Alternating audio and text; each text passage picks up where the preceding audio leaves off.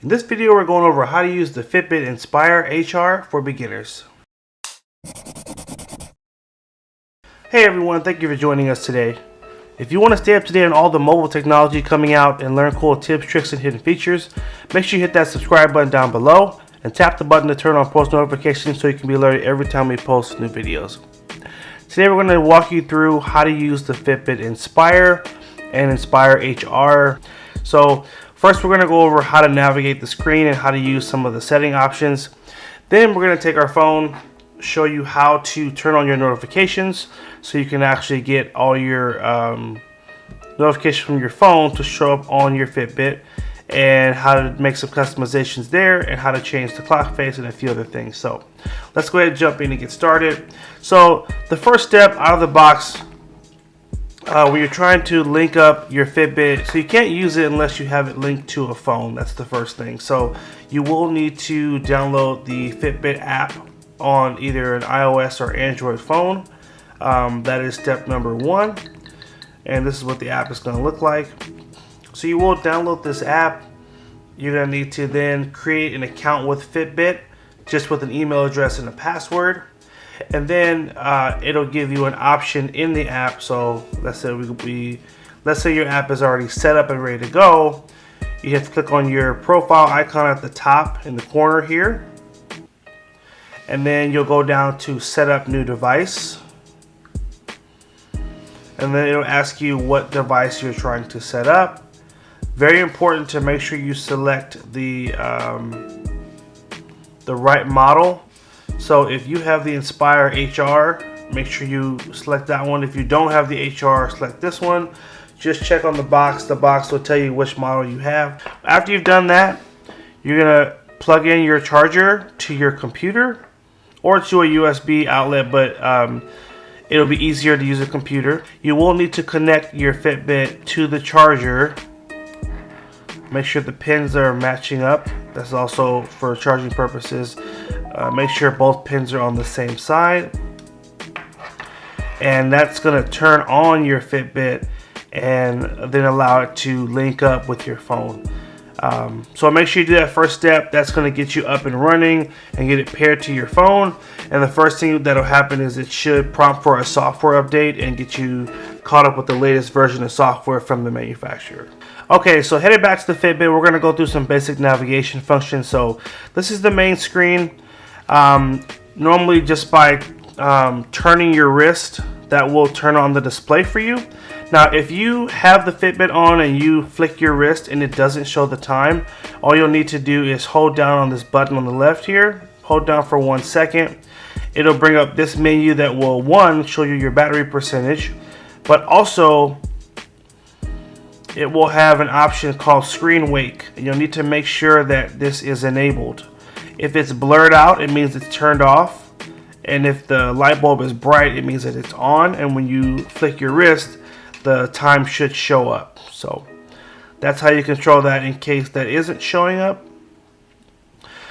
That's pretty much all that button does. Also, holding down this button for about 10 seconds will restart your Fitbit as well in case it's not working properly. So when your screen is on, you can swipe down to get to exercise, relaxing, setting a timer, alarms, or your settings.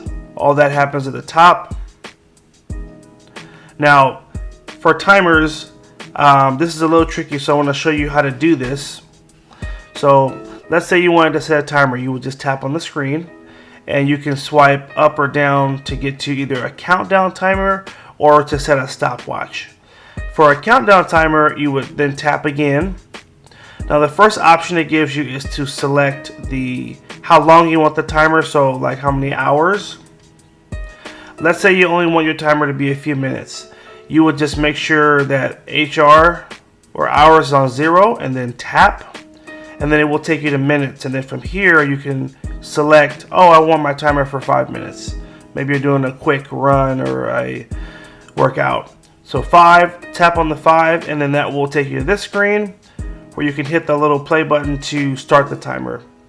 You can then hit pause to pause it, and you can swipe down. If you see there's this little arrow at the top here, I can just swipe down and then I can hit reset to start over on the timer. So that's how the timer function works. And most of the time when you have to change anything, let's say you want to set an alarm, it's the same way. Now, in case you didn't catch what I just did, if I want to go back one screen, I'm going to hit just that little button on the left here. So I'm on countdown. I want to go back one option, tap it. Now I'm on timers. I can then swipe up or down to go through the different options. If I want to set an alarm, it's going to be the same way. Or actually, alarms have to be set through the Fitbit mobile app, so you can't do that on the device. But hit the button until you get all the way back to your home screen.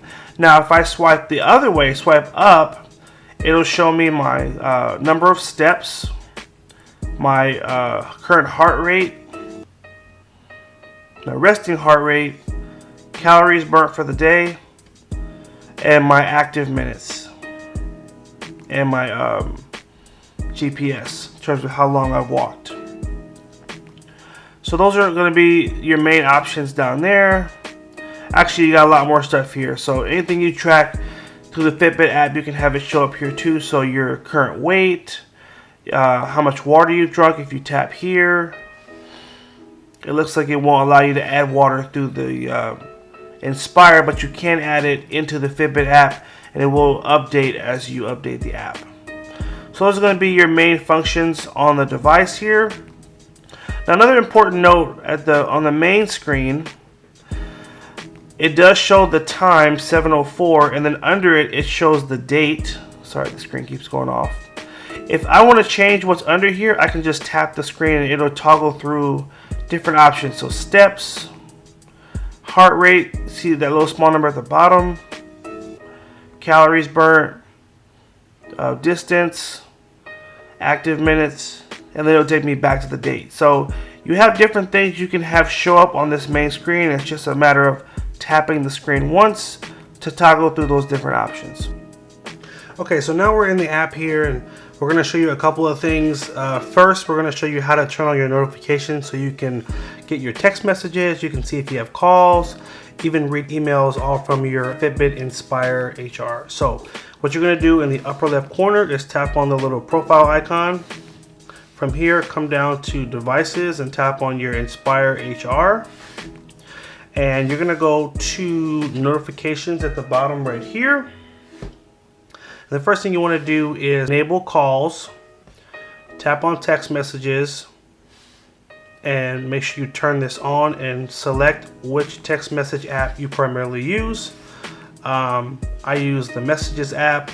A lot of people use Facebook Messenger, so you just basically need to tell the app which one is your primary app for text messages, and that's what will show through on your notifications. After that, same thing with calendar, enable your calendar. Emails, you can enable that and then select which email account or which email app you use, and those are the notifications that will come through. And then under app notifications, you can go through app by app and specifically select which apps will send you notifications, because nowadays every single app is trying to notify you of something. So I like to be very selective with this. So if there's a game that I play a lot, I might select that to be one of the notifications. Other than that, I might choose my stock app, or I might choose like a sports app that maybe sends me scores. Again, be selective because you don't want your wrist vibrating all day for things that are unimportant. A lot of people like to select social media apps as well, so like maybe a Twitter, things like that. Now we're going to go back one step. The next thing you'll want to do, go back one more step here, go back one more step. So we're on this, back on the account page here. Now, if you come down to goals, here's where you can set different goals that will chime on your Fitbit. So, for example, your activity goal, you may want to set your step goal to be a specific number. I think it's defaulted at either 7,000 or 10,000, but you can just type it here and you can change that number to whatever you want it to be. So, change that goal, your activity goal, your calories for the day, all that. And then if we go back to the top, go back to our Inspire HR. Now we're gonna go to clock faces. This is how we change the face on the front of the watch. So right now this is the watch face we have selected. If I tap all clocks, I can go through here and see some of the other options available. And I could tap this one, for example, hit select, and give it a few seconds. It will download that face and then it will change it on here. So this is how easy it is to change the face on your Fitbit Inspire. And there's our new face. And for some faces, if you tap it, it will show other information. Looks like this one just has that one option. So these are the only faces that are available. I love this one too for working out because it gives you all your stats in one snapshot. So that's a great one too. We can go back now. And we can also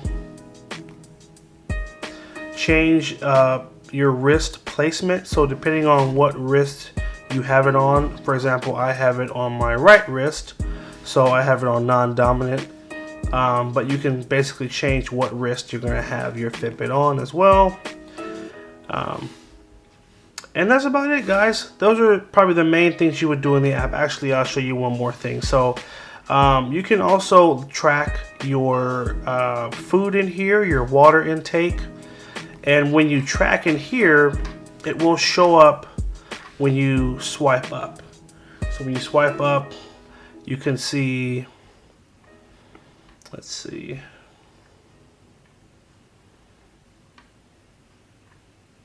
So I can see how much water I've drunk for the day, which I haven't logged any water today. I can see my current weight if you use the app to log your weight. And I want to say there's one screen that shows you your calories as well if you're keeping track of what you've eaten through the app as well. So those are some of the main features. And that's it, guys. So I hope you did find that helpful. Make sure you like, favorite, and share the video if it was helpful. Hit that subscribe button and stay tuned for more videos. If you have a question, leave it in the comment section down below. And also, if the video was helpful for you, leave us a comment down below and let us know if it was helpful. We can keep making videos like this. If you had a specific question about how to use yours, leave it in the comment section down below. We'll try to get to it. Thanks again for watching. Also, if you're on Twitter, follow us on Twitter at H2TechVideos. We post all kind of tech videos for phones and tablets and smartwatches, all kind of things. So follow us on there as well. Thanks again. Take care and have a good one.